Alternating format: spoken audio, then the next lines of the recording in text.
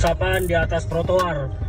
Lantas air dari mana yang akan masuk ke dalam kalau trotoarnya sendiri lebih tinggi dari jalan, dari permukaan jalan, ditambah lagi sumber resapannya lebih tinggi, terus air apa yang akan meresap ke dalam?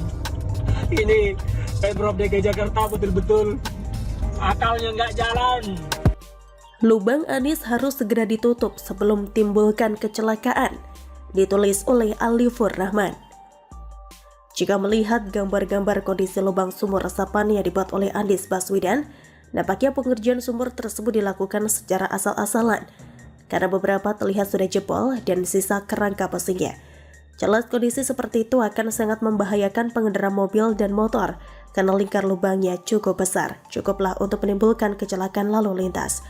Lalu di foto yang lain, sumber resapan ternyata tidak mampu menyerap air, airnya malah tergenang seperti kolam lele vertikal.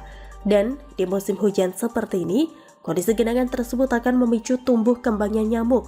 Ujung-ujungnya masyarakat juga yang dirugikan. Jadi dari semua sisi, tidak ada sisi positif yang dihasilkan dari pembuatan lubang sumber resapan tersebut, kecuali serapan anggaran yang semakin bagus. Sisanya hanya sia-sia belaka dan menjadi penyebab terjadinya kecelakaan. Jika saya ditanya apa solusi dari kesalahan pembangunan lubang-lubang sumur resapan ini, solusinya ya tutup lagi dengan tanah, timbun dan tutup rapat, jadikan jalan semulus sebelumnya. Dengan begitu serapan anggaran akan lebih baik lagi. Memang itu yang akan menimbulkan pertanyaan, untuk apa proyek yang menghabiskan ratusan miliar itu dibangun kalau pada ujungnya malah ditutup seperti tidak pernah ada apa-apa sebelumnya? Jawabannya ya karena memang hanya itulah satu-satunya solusi terbaik yang ada sekarang. Kita gak punya pilihan lain. Apa bisa sumur tersebut direnovasi dan diperbaiki agar berfungsi sesuai imajinasi Anies Baswedan? Gak bisa. Apa bisa sumur tersebut dibiarkan saja seperti sekarang agar tidak tambah rugi kalau ditutup? Gak bisa juga, karena jalanan jadi rusak dan pengendara terancam kecelakaan. Jadi daripada terjadi masalah, ya mending selesaikan saja dengan mengembalikan ke posisi semula. Jadi daripada terjadi masalah, yang mending selesaikan saja dengan mengembalikannya ke posisi semula. Sikap dan tindakan ini jelas harus segera dilakukan.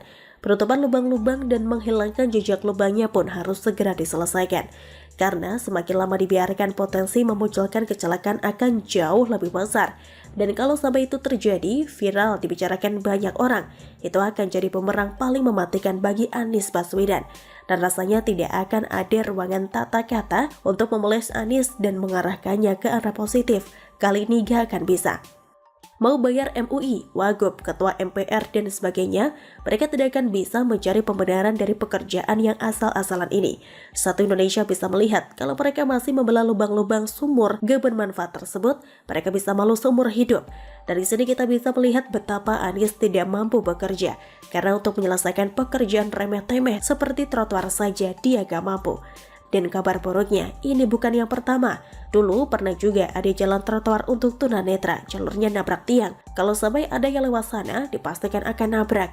Ada juga jalur sepeda yang dibolehkan naik trotoar, tapi setelah itu jalurnya ditanami pohon dan tiang listrik. Sempat pula Anies bikin kebijakan bahwa PKL dapat jualan di trotoar. Tidak hanya itu, bahkan pasar dibolehkan jualan di tengah jalan raya. Yang juga gak masuk akal adalah membongkar atap jembatan hanya untuk tujuan agar masyarakat bisa selfie. Mungkin benar setelah itu orang bisa selfie, tapi kan jembatan itu untuk jembatan penyeberangan. Bukankah Jakarta punya masalah dengan panas dan hujan? Maksudnya, kalau panas, panas banget. Kalau gak gitu ya hujan. Maka ya jembatan penyeberangan harus diberi atap. Tapi Anies berpikir aneh-aneh dan tidak sesuai fungsinya. Jadi kebijakan-kebijakan yang seolah pro rakyat itu sebenarnya justru merusak tatanan Jakarta yang sudah lebih baik. Sementara Anies hanya bisa melakukan bongkar pasang dan menciptakan kemacetan-kemacetan baru karena pasar diizinkan jualan sampai di tengah jalan. Entah apa maksud Anies, entah apa alasan yang melatar belakanginya, tapi intinya kita bisa melihat betapa Anies tidak punya pendirian, tidak punya tujuan yang jelas dengan setiap pekerjaan yang dilakukannya. Jakarta hanya buang-buang uang untuk program pasang bongkar pasang.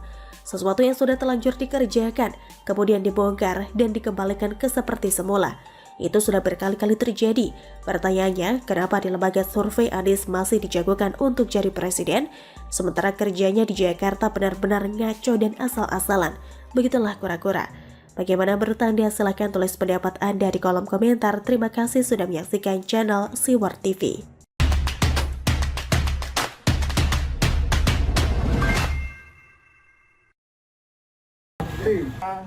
Kita di Indonesia ini memiliki begitu banyak masalah, tantangannya banyak. Tapi kita juga punya banyak orang-orang yang peduli untuk menyelesaikan masalah. Karena itu saya ingin sampaikan terima kasih teman-teman semua, guru, Mas Narso dan teman-teman. Kita bertemu bukan pertama kali, beberapa kali, berkali-kali. Gak ngaca, Anies ngaku terbiasa selesaikan masalah saat temui buruh. Ditulis oleh Syardi. Seperti diketahui, buruh geruduk Balai Kota dan menuntut agar UMP 2022 dibatalkan. Anies terus didesak. Lalu dia menyurati Menteri Ketenagakerjaan Ida Fauzia untuk meninjau ulang formula penetapan UMP 2022 di ibu kota. Anies menilai formula yang sudah ditetapkan tidak cocok. Kenaikan yang hanya sebesar Rp38.000 ini dirasa amat jauh dari layak dan tidak memenuhi asas keadilan. Mengingat peningkatan kebutuhan hidup pekerja atau buruh terlihat dari inflasi DKI Jakarta sebesar 1,14%. Demikian isi salah satu poin surat Anies tersebut. Sementara belum ada formula penetapan UMP yang baru, Pemprov DKI sedang melakukan kaji ulang penghitungan UMP tahun 2022 dan pembahasan kembali dengan stakeholder untuk menyempurnakan dan merevisi keputusan gubernur dimaksud agar prinsip keadilan bisa dirasakan. Demikian isi surat Anies. Lucunya adalah Anies bilang begini, "Saya memang terbiasa menyelesaikan masalah, bukan umbar masalah. Kita bersurat pada Kemenaker, formula ini tidak cocok untuk ditetapkan di Jakarta. Karena itu kita mengirimkan surat sesuai prosedur bahwa formulanya harus memberikan rasa keadilan. Jadi itu sudah kami kirimkan dan sudah fase pembahasan. Kita ingin di Jakarta baik buruh maupun pengusaha merasakan keadilan," kata Anies saat menemui masa buruh. Menyelesaikan masalah, Anies udah ngaca belum? Dengan mengiyakan tuntutan buruh, membuat narasi membela buruh dan menyurati pemerintah agar meninjau ulang UMP 2022. Maka Anies membuat masalah baru dan berusaha lepas tangan dari tanggung jawab. Menyelesaikan masalah itu misalnya kalau bisa ubah kebijakan, maka diubah.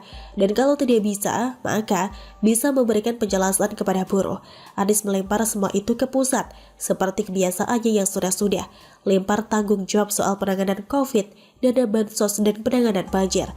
Sekilas, terlihat ini hanya kedok bersembunyi di balik kebijakan pusat agar Anies tidak disalahkan. Anies pasti tahu persis bagaimana kondisi ekonomi dan pengusaha sekarang ini.